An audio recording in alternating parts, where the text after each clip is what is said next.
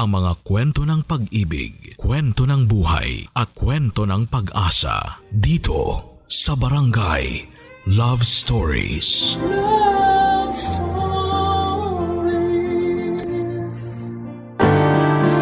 Masarap magmahal, lalo na kung mahalaga sa atin ang isang tao. Ngunit mahalaga ring magtira ng respeto para sa sarili dahil masaktan ka man pagdating ng araw, may kakapitan ka pa rin sa kabila ng iyong pagkabigo. Ikaw kabarangay, bigay todo ka rin ba kung magmahal?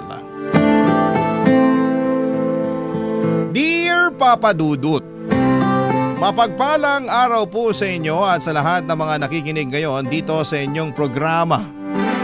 Tawagin niyo na lamang po ako sa pangalang Helen. 34 years old at taga General Nakar, Quezon. 14 years old pa lamang ako nang ipagbuntis ko ang panganay namin. Nakipagtanan ako noon sa boyfriend kong si Bart. Tutol po sa pagsasama namin ng mga magulang ko dahil masyado pa raw kaming mga bata. Pero wala na silang nagawa noong malaman nilang buntis ako, Papa Dudut.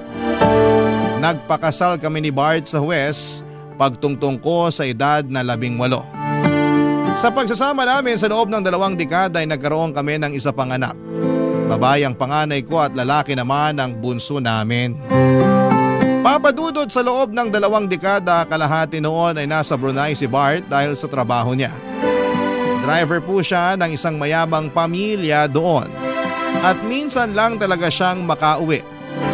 Pinapayagan naman siya ng amo niya na umuwi 3 beses sa isang taon kaya nagkakasama-sama pa rin kami ng mga anak namin. Hindi po yun naging madali para sa akin dahil madalas kong nami-miss ang asawa ko. Kahit ang mga anak namin ay nangungulila rin sa kanilang ama na hands-on talaga sa kanila noong hindi pa nag-iibang bansa. Pero sa ganong sitwasyon ay ipinapaunawa ko sa mga anak ko na mas malaki ang sweldo ng kanilang ama kung sa ibang bansa ito magtatrabaho. Tungkol naman sa pagsasama namin ay wala namang kaming naging problema kahit na LDR kami. Loyal ako sa asawa ko at ganon din siya sa akin. Pero unti-unting nayanig ang paniniwala kong okay lamang kami nang may makarating na balita sa akin, Papa Dudut.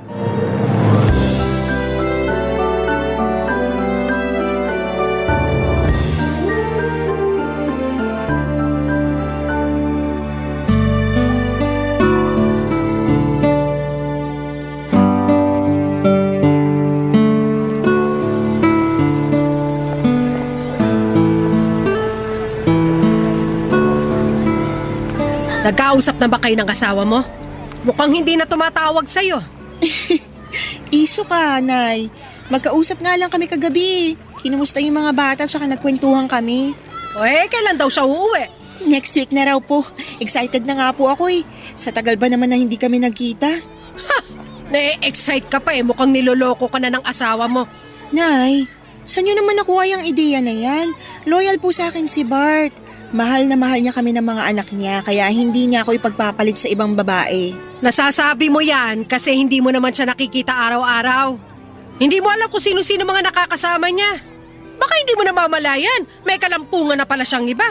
Nay naman, huwag niyo namang siraan yung asawa ko ng harap-harapan. Anong gusto mo?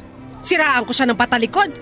Mas maganda na kung harapan kung sasabihin sa'yo na niloloko ka ng asawa mo, Helen. Kung hindi niyo na po gusto si Bart para sa akin, wag niyo naman siyang gawa ng issue. Mabuti siyang asawa. Hindi naman siya pumapalya sa pagpapadala at sa pangungumusta sa aming mag-iinan niya eh. Baka medyo nakukonsensya pa kaya nangungumusta. Kung sa pagpapadala naman, hindi mo dapat ipagpasalamat yun. Kasi may responsibilidad siya sa inyo, lalo na sa mga anak mo. Teka lang po, Nay. Bakit niyo po ba nasasabi yan? Hindi ba't sinabi sa'yo ng asawa mo na sa susunod na linggo pa siya uuwi? 2 araw na siya rito sa Pinas. Ano po? Kanino niyo naman nalaman? May nakapagsabi sa akin. Yung anak ng kaibigan kong galing sa Pasay. Nakita niya raw si Bart doon sa bahay na nadadaanan nila pa uwi. Kaya nga nagtanong siya sa akin kahapon kung lumipat na raw ba kayo kasi akala niya nandun na kayo mag-iina kaya doon na lang dumiretso si Bart. Baka naman niloloko lang kayo nun. Alam nyo naman kung gaano kadaling manira ng tao. Paano kung totoo? Bakit hindi mo tanungin yung asawa mo? Tama na po, Nay. Sinungaling yung nagkwento sa inyo, hindi pa nakakauwi yung asawa ko. Mukha akong pagtataasan ng boses. Kung ayaw mong maniwala sa sinasabi ko, bahala ka. Pero kapag ikaw na mismo nakahuli sa pagsisinungaling ng asawa mo, huwag mong ipapakita sa akin yung pag-iyak mo. Ang kulit nyo naman po kasi, Nay. Hindi nga po nagloloko yung asawa ko. Kung gusto nyo, tatawagan ko siya ngayon habang kaharap ko pa kayo. Wag na. Mas mabuti kung kakausapin mo siya kapag nandito na siya. Tanungin mo ng harapan para hindi makapagsinungaling sa'yo. Sige po, Nay. Kakausapin ko siya at papatunayan ko po sa inyo na hindi totoo yung chismis na nasagap nyo. Sana nga. Ayoko rin naman mangyari na ngayon pa masisira yung pamilya ninyo. Kung kailan mahigit 2 dekada na yung pagsasama nyo. Uulitin ko po, Nay. Mabuting asawa si Bart kaya hindi niya ako magagawang lokohin. Kapag napatunayan ko nagsisinungaling yung nagsabi sa inyo na nakita niya yung asawa ko, pupuntahan ko siya at kakausapin. Hindi ko palalampasin yung paninira niya sa asawa ko. Papadudot, kahit sa panaginip ay hindi ko naisip na lolokohin ako ng asawa ko.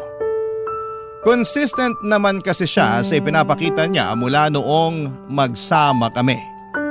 Mabait siya at responsableng asawa. Tuwing nakikipag-inuman siya ay nagpapaalam pa nga siya sa akin at hindi rin nagpapaabot ng madaling araw. Madalas pa nga siyang nagsasabing under noon dahil kapag pinauwi ko siya ay sumasama talaga siya at hindi na nagyayabang pa. May kaklase si Bart noong high school na nagtatrabaho sa Brunei bilang driver. Ang kaso ay pinauwi na ito ng asawa dahil naghahabol na magkaroon ng isa pang anak kaya nairekomenda nito ang asawa ko. Sa maraming taon na nagsama kami ay pinakita niya kung gaano niya ako kamahal. Madalas niya akong pinagsisilbihan. Magkatulong kami noon sa karinderya ni nanay at ayaw nga niya na napapagod ako kaya halos siya na ang gumagawa ng mga mabibigat na mga gawain. Nagkakahera na lamang ako noon at paminsan-minsan ay nagsiserve sa mga customers namin. Pero pagdating sa pagluluto at kahit na sa paghuhugas ng mga plato ay siya na ang gumagawa. Bukod pa roon ay naghahanap pa siya ng mga racket hanggang sa maging driver siya ng delivery truck. Okay naman ang kitaan niya roon pero noong naospital ang bunso namin, naubos ang savings naming mag-asawa nang kinailangan itong operahan. Pero noong magkatrabaho siya sa Brunei, mabilis kaming nakabangon, papadudot.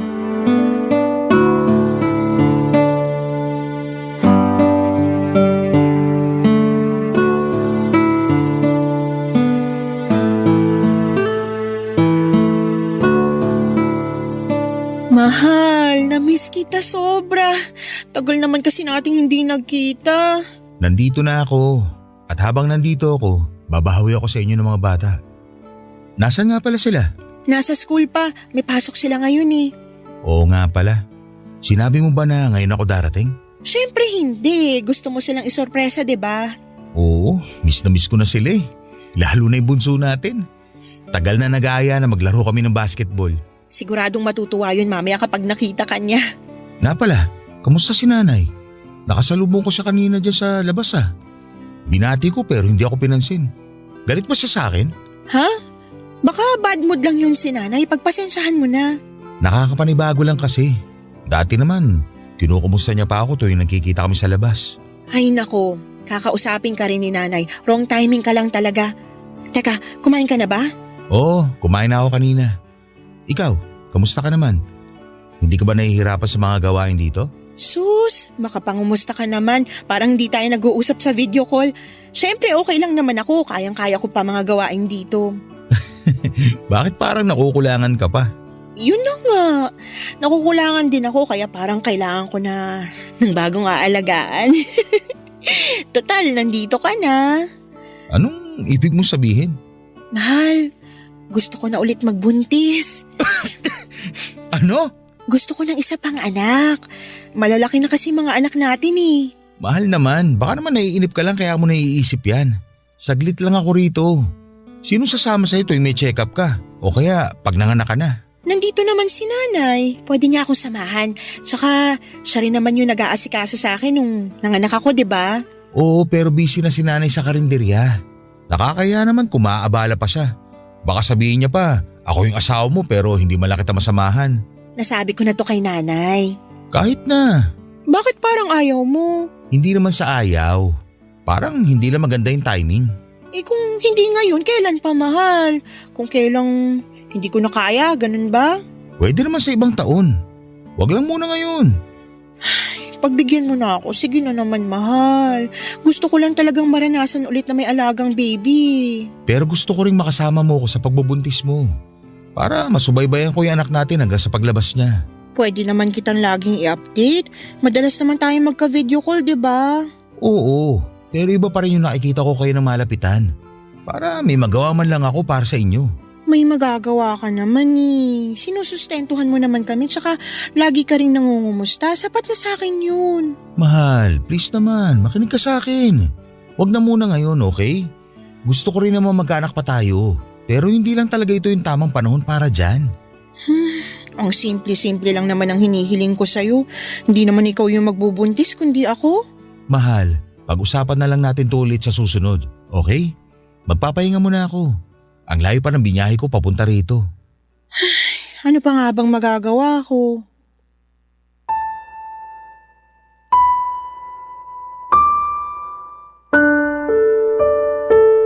Papadudot na gulat ako sa hindi pagpayag ni Bart na magkaroon kami ng anak.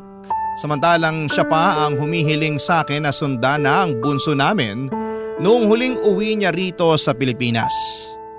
Hindi ko alam kung ano ang nakapagpabago ng isipan niya.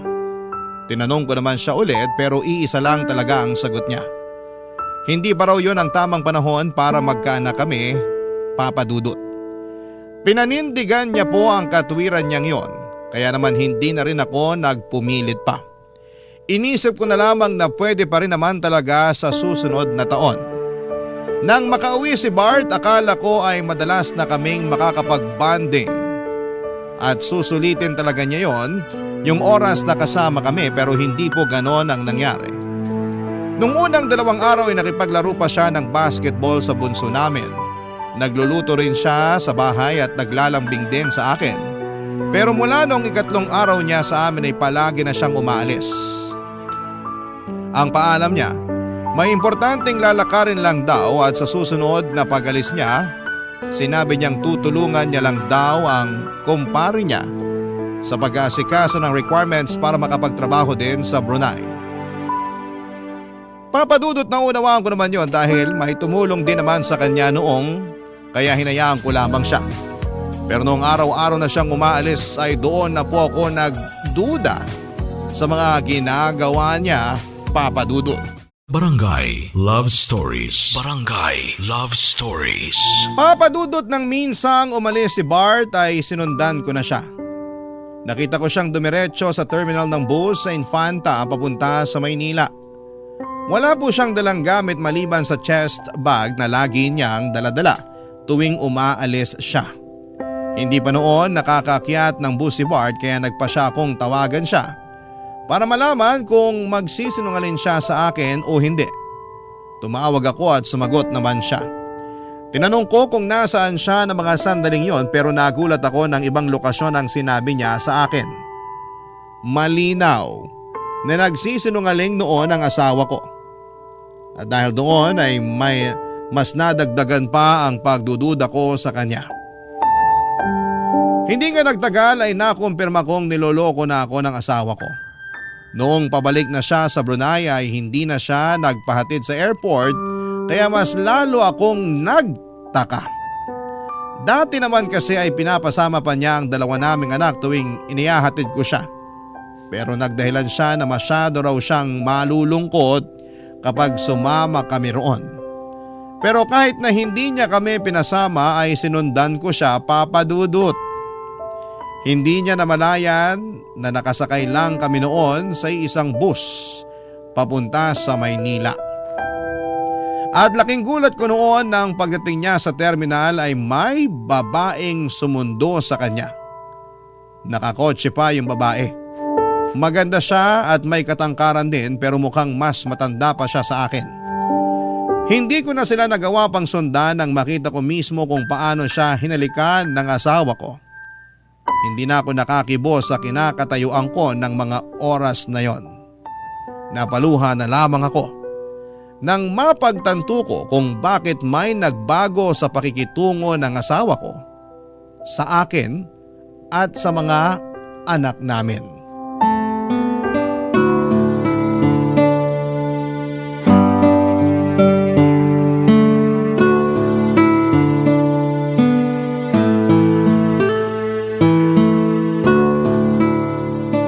Mahal, kumusta yung biyahe mo pa Maynila? Okay naman.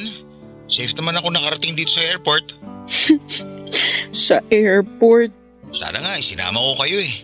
Ngayon pa lang namimiss ko na kayo ng mga anak ko. Talaga? Oo naman mahal. Bakit parang hindi ka naniniwala? May dahilan ba para hindi ako maniwala sa'yo? Ano ba yung pinagsasabi mo? Siyempre wala. Sigurado ka? Mahal, ano ba to? Parang iba na yung tono mo ah. May gusto ko ba sabihin sa akin? Wala. Wala, pero ganyan ka naman makapag-usap. Ikaw, wala ka bang sasabihin sa akin? Ay, mahal. Pwede bang diretsahin mo na lang ako? Ang hirap kasi ng ganito na parang manghuhula pa ako kung bakit ka nagkakaganyan. Nasaan ka ngayon? Nandito sa airport. Pwede bang mag-selfie ka ngayon? Ha? Maraming tao rito. Nakakahiya. Kailan pa naging nakakayang mag-selfie sa airport? Ginagawa mo naman yan dati ah. Mahal naman. Ano bang mahirap sa hinihiling ko sa'yo? Selfie lang naman, 'di ba? Hindi kasi pwede. Bakit hindi pwede? Baka naman kaya ayaw mo kasi wala ka naman talaga sa airport. Paano mo naman nasabi yan? Pwede ba? Huwag ka nang magmaang-maangan. Akala mo ba hindi ko malalaman na next week pa talagang flight mo? Ano? Hindi ka makasagot kasi totoo yung sinasabi ko? Oo, totoo. Wala rin naman point kung magsisinungaling pa ako.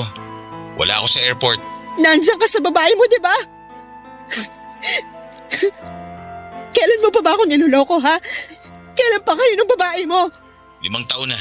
5 taon? Ganong katagal na kayo magkarelasyon? Bart naman! Paano mo nagawa sa akin to? Mahal, pasensya ka na. Kinailangan ko lang kasing gawin to.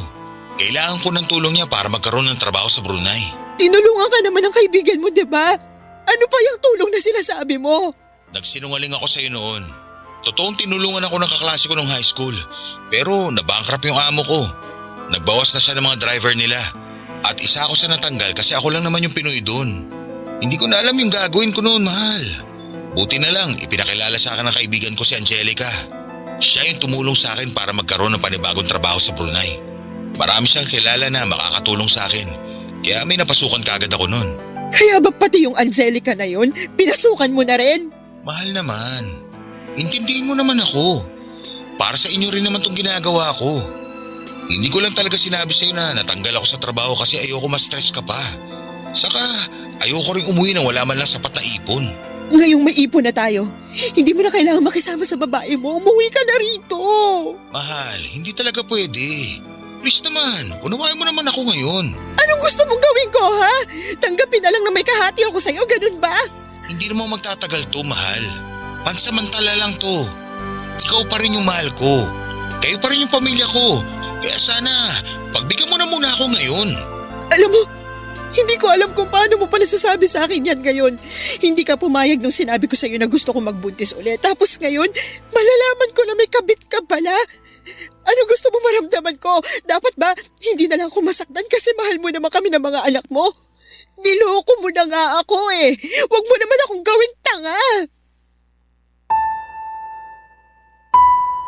Papadudot dahil sa galit ko ay napilitan si Bart na bumalik at ilaan sa amin ang natitira pa niyang 1 linggo dito sa Pilipinas.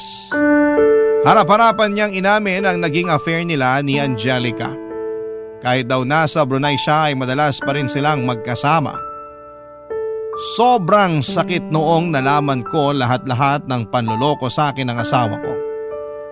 Kahit na sinabi niyang ginawa niya yon para sa amin, ay hindi ko pa rin matanggap na sa tinagal-tagal ng pagsasama namin ay matagal na rin pala niya akong niloloko. Pero kahit gaano kasakit ang ginawa niya, nagdesisyon ako na inihim yon sa mga anak namin. Nagpanggap kami na walang problema dahil ayokong maapektuhan sila. Lalo na't pareho pa silang nag-aaral. Isa pa, Papa Dudut, ay masyado ring makiama ang dalawa kong anak kaya hindi kaya ng puso ko na masira ang tingin nila sa papa nila. Tiniis ko ang lahat kahit na may choice naman akong kumawala na lamang sa relasyon namin. Sa madaling salita ay pumayag ako na may kahati ako sa asawa ko. Pumayag rin ako na magsama sila sa Brunei. Ang kapalit naman noon ay hindi nagkulang sa sustento sa amin si Bart. Palagi rin siyang tumatawag para kumustahin ang mga anak namin. Sa madaling salita ay walang nagbago sa amin. Kahit pa alam ko na may kabit siya, Papa Dudut.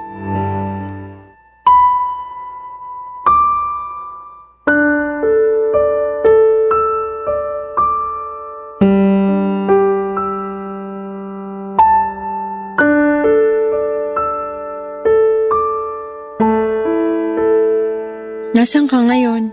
Nandito ako sa kwarto ko. Bakit hindi mo kasama ngayon yung babae mo? Hindi mo ba siya namimiss? Pwede bang wag na natin siya pag-usapan? Bakit hindi? Parte na rin naman siya ng buhay natin, di ba? Pinagsasabay mo kami kaya masanay ka ng palagi ko siyang binabanggit. Mahal naman. Kayo pa rin yung pamilya ko kahit nagsasama na kami ni Angelica. Nabuksan ko yung Facebook account mo at nabasa ko yung conversation yung dalawa. Akala ko ba, kailangan mo lang siya. Bakit may I love you ka na sa kanya? Umamin ka nga sa akin. Mahal mo na ba siya? Oo, mahal ko na rin si Angelica. Sa 5 taon na magkasama kami, posible namang wala akong maramdaman. Kaya ba wala ka ng balak na hiwalayan siya? Wala naman ako sinasabing ganun. Ang ibig ko sabihin, hindi ganun kadali na hiwalayan siya gaya ng gusto mo. Isipin mo naman yung pinagsamahan natin. 22 years, Bart. Sasayangin mo lang yan para sa Angelica na yon. Wala naman kayong anak kaya wala kang responsibilidad sa kanya. Mas matagal mo akong nakasama. Isipin mo naman yun. Alam ko naman lahat ng yan at hindi ko rin nakakalimutan. Sinabi ko naman sa'yo, di ba? Mahal na mahal pa rin kita. Pero hindi pwedeng dalawa kaming mahal mo. Hindi pwedeng dalawa kami na inuuwian mo. Naiintindihan mo ba? Kaya darating pa rin ang araw na kakailanganin mong pumili sa amin. At alam mong hindi ako papayag na hindi kami yun. Kayo pa rin ang pipiliin ko, alam mo yun. Pero hindi ko pwedeng gawin yan ngayon kasi hindi pa nakakatapos yung mga anak natin. Anong ibig mong sabihin? Makikipagrelasyon ka sa ibang babaeng yun sa loob ng maraming taon? Sa gusto mong mangyari, imposibleng hindi ka makabuo ng pamilya sa kabit mo. Tapos kakalimutan mo na kami kasi may bago ka na. Sabihin mo na lang kung ayaw mo na talaga sa akin kasi maghahanap na rin ako ng iba. Mahal, huwag ka namang ganyan. Mahal na mahal kita. Huwag mo naman ako ipagpalit sa iba. Ang kapal naman ng mukha mong sabihin niya sa akin samantalang ikaw yung naunang mga liwa. Usa siyang dumating. Hindi ko siya hinahanap kaya ibang kaso yun. Ah, ganon. Kaya tuwing may bagong darating tatanggapin mo na lang. Si Angelica lang yung babae ko, okay? Wala nang iba. Dapat ba akong matuwa na wala nang iba? Lintik naman, Bart. Nagpapakamartir na nga ako rito para lang magmukha pa ring buo yung pamilya natin at hindi masira yung imahe mo. Tapos ganyan pa yung maririnig ko mula sa'yo. Ano bang gusto mong gawin ko para maniwala kang kayo pa rin ang pipiliin ko? Anakan mo ko. Yun lang ang gusto kong mangyari. Wala na akong pakialam kahit magsama kayo ni Angelica. Sige, payag na ako. Pagka-uwi ko ng Pilipinas, sisiguraduhin ko na magkakaanak ulit tayo. Tungkol naman sa sustento, kailangan mo ring dagdagan yun at hindi ka pwedeng pumalya. Wala tayong magiging problema pagdating sa sustento. Hindi ako magkukulang sa inyo. Mabuti kung ganun. Pero sana huwag mo na akong pilitin makipag-hiwalay kay Angelica. Hihiwalayan ko siya kapag natapos na yung mga anak natin sa pag-aaral. Pero sa ngayon, magiging patas ako sa inyo.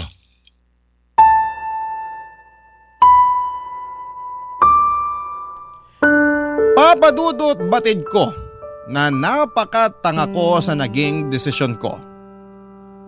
Pero handa na ako noong magpakababa para lamang hindi kami maghiwalay ni Bart. Hindi lang dahil mahal na mahal ko pa rin siya kundi dahil hindi ko kayang makita na pinagtatawanan ako ng ibang tao. Sa dahilang ipinagpalit ako ng asawa ko sa ibang babae sa kabila ng 22 years naming pagsasama. Kumapit pa rin ako sa relasyon namin dahil alam kong may nararamdaman pa sa akin si Bart. Yun na lamang kasi ang pinangahawakan ko, Papa Dudut. Binantaan ko lang siya na maghahanap din ako ng iba, pero ang totoo ay hindi ko naman po talaga kayang gawin yon. Pero kung gugustuhin ko lang ay hindi naman po ako mahihirapan. Hindi naman sa pagyayabang ay madali lamang sa akin na magkaroon ng bagong partner. May nanliligaw po kasi sa akin noon. Navy po siya at may kaya sa buhay. Pero dahil loyal ako sa asawa ko ay hindi ko siya in-entertain. Papadudot, dahil pinagbigyan ako ni Bart sa kagustuhan kong magkaroon ulit ng anak, ay nagpakamartir na naman ako sa kanya. Sa pagkakataong yon ay mas naging malala pa dahil kahit nakauwi na siya ng Pilipinas ay pinapayagan ko pa siyang lumuwas ng Maynila para magkasama sila ni Angelica. Nang malaman ni nanay ang tungkol doon ay halos magwala siya sa sobrang galit at sinabihan si Bart na huwag magpapakita sa kanya. Hindi rin nagustuhan ni nanay ang ginawa ko, pero dahil sa pagmamahal niya sa akin bilang anak ay dinamayan pa rin niya ako sa mga kagagahan ko, Papa Dudut. Barangay Love Stories. Barangay Love Stories. Papa Dudut, nabuntis ako ni Bart bago siya bumalik sa Brunei. Nakumpirma ko yon matapos kong mag-PT at magpatingin sa OB. Nagpa siya akong hindi na muna sabihin sa asawa ko ang tungkol doon hanggat hindi pa lumalaki ang tiyan ko. Naunang makaalam si nanay at ang mga anak ko, pero sinabihan ko sila na huwag munang babanggitin kay Bart. Akala naman ng mga anak ko ay ginawa ko yon para isorpresa ang tatay nila, kaya na-excite pa sila nang sabihin ko yon. Ang hindi nila alam ay plano kong gamitin ang pagbubuntis ko para makasama na talaga ng pagmatagala ng asawa ko. Sa madaling salita ay gusto ko na siyang pauwiin ng mga panahong yon. Akala ko kasi noon kapag naibigay na sa akin ni Bart ang gusto ko ay makakampante na rin ako. Pero tuwing naiisip kong mas madalas silang magkasama ni Angelica ay nagngingit-ngit ang kalooban ko, Papa Dudut. Parang gusto ko na lamang bawiin si Bart at pilitin ng makipaghiwalay sa kabit niya. Sa 7 buwan ng pagbubuntis ko ay saka pa lang ako nagpasyang sabihin kay Bart ang tungkol doon. Excited pa naman akong ibalita yon sa kanya, pero naunahan kaagad niya ako sa ibabalita niya, Papa Dudut.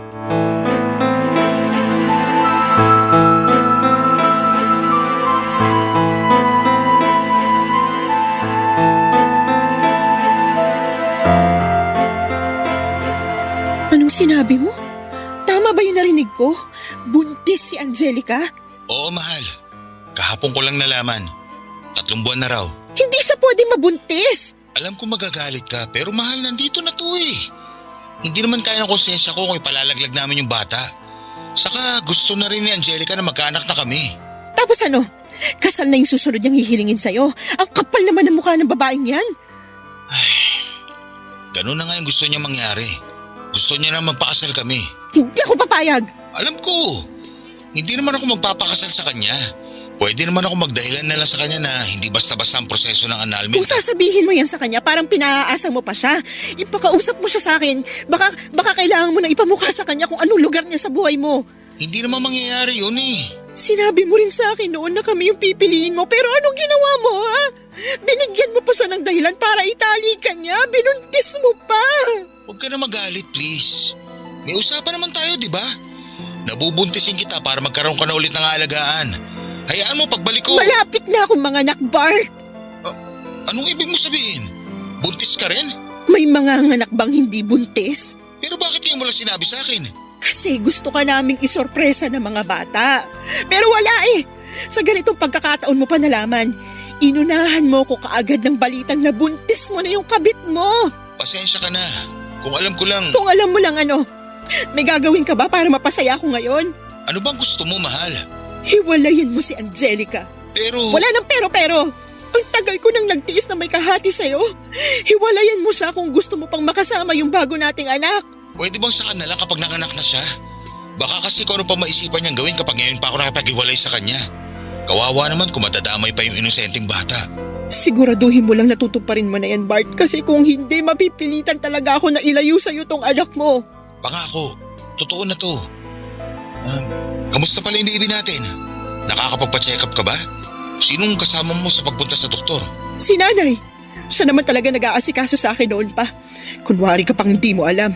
Pasensya ka na kung wala na naman ako sa tabi mo. Sanay na ako, kaya hindi mo na kailangang humingi ng pasensya. Lalaki ba yung anak natin? Oo, Talaga? May naisip ka na ba ipapangalan sa kanya? wala pa. Pwede bang ako na lang magpangalan sa kanya? Hindi mo na kailangang hilingin sa akin yan kasi ikaw naman yung ama nitong dinadala ko. Sige, mag-iisip ako na ipapangalan sa bunso natin. Sana pag-isipan mo rin yung pag-uwi mo rito sa panganganak ko. Mahal, alam mo naman na hindi ako basta-basta makakauwi, hindi ba? Baka naman ayaw mo lang talaga. Yan ka na naman eh. Basta, titingnan ko. Pero kung sakaling hindi ako makakauwi, pahingi ako ng mga picture ni baby pagkapanganak mo sa kanya. Kahit yun lang, mahal.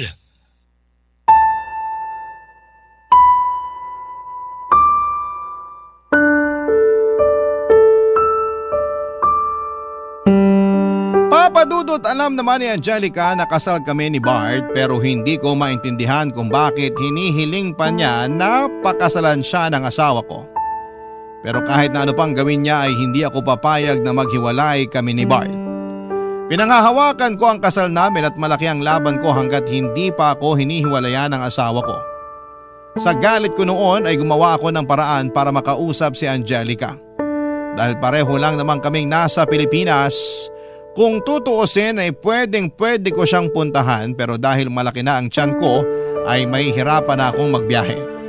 Nagkaroon kami ni Angelica ng mainit na sagutan. Hindi ako nagpatalo sa kanya dahil ako ang legal at ipinamukha kong kabit lamang siya ng asawa ko. Doon na siya nagwala at aksidente niyang nasaktan ang sarili niya. Papadudot sa kasamaang palad ay nakunan po si Angelica. Hindi ko naman ginusto ang mga nangyaring yon sa kanya at aaminin ko na naawa ako sa kanya dahil sa mga nangyari. Pero medyo nakahinga rin ako ng maluwag dahil wala na siyang hahabulin sa asawa ko. Papadudod sa pagkawala ng ipinagbubuntis ni Angelica, akala ko noon ay tuluyan na siyang hihiwalayan ni Bart. Pero hindi po ganon ang nangyari.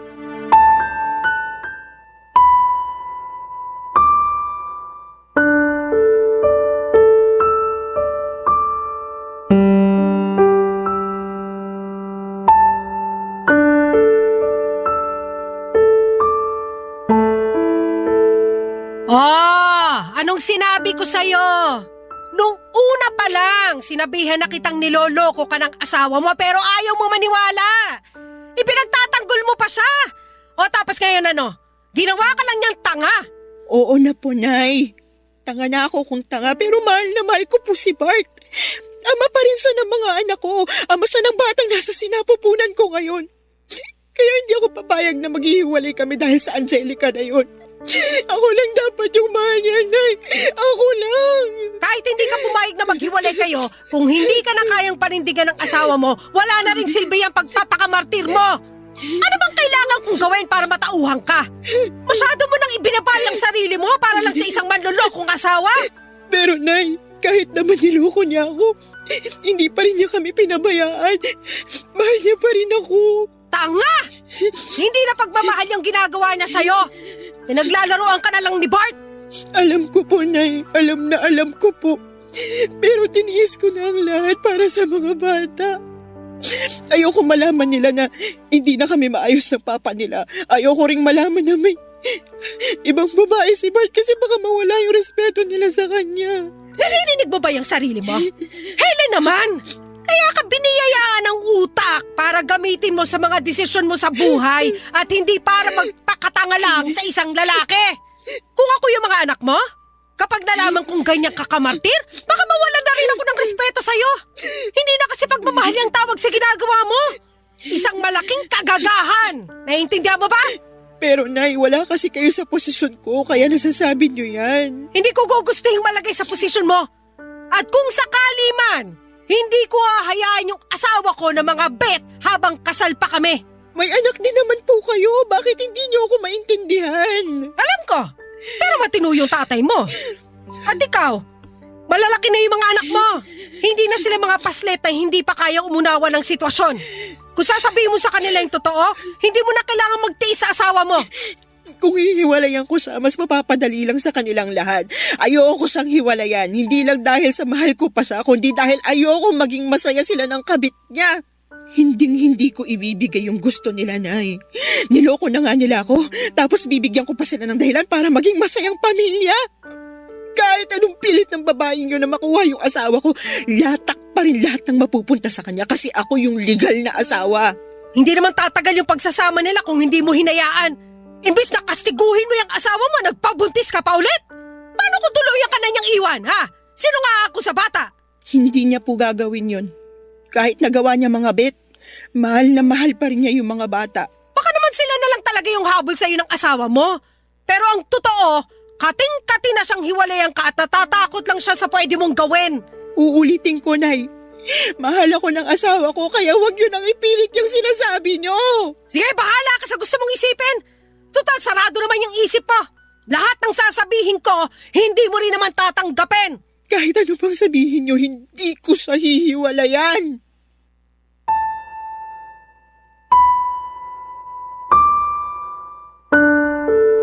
Papadudod sa kabila ng mga nangyari kay Angelica ay nakumpirma kong nagsasama pa rin sila ni Bart at wala talaga siyang balak na hiwalayan nito. Hindi nga nagtagal ay hiniling na rin niya papadudot na maghiwalay kami. Tama si nanay. Mga bata na lang talaga ang habol sa akin ng asawa ko. Nangako naman siya na hindi siya magkukulang sa suporta niya sa mga bata. Lalo na sa batang nasa sinapupunan ko sa ngayon.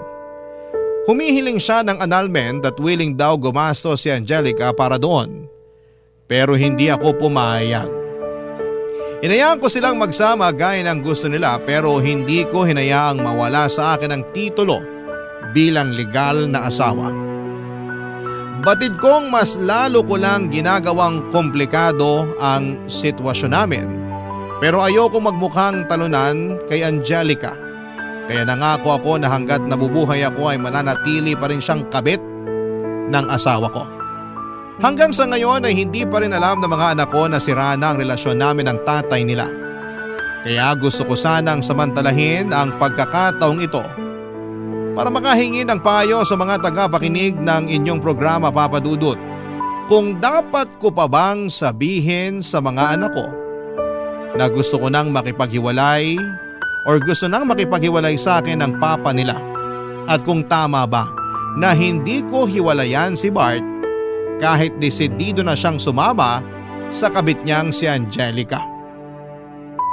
Sa ngayon ay hanggang dito na lamang po muna, Papa Dudut, ang kwentong ibabahagi ko at maraming salamat po sa pagbabahagi nito, Papa Dudut, at gayon din sa lahat ng bumubuo ng Barangay LS. God bless and more power sa inyong programa. Ang inyong forever kapuso at ka-barangay, Helen. Barangay Love Stories. Barangay Love Stories. Nalilito pa rin sa life ang ating kabarangay. Ano kaya ang maipapayo mo sa kanya? Ibahagi mo yan sa ating comment section para mabasa rin niya. Nagustuhan ng iyong napakinggan? Ituloy yan via live stream sa www.gmanetwork.com/radio.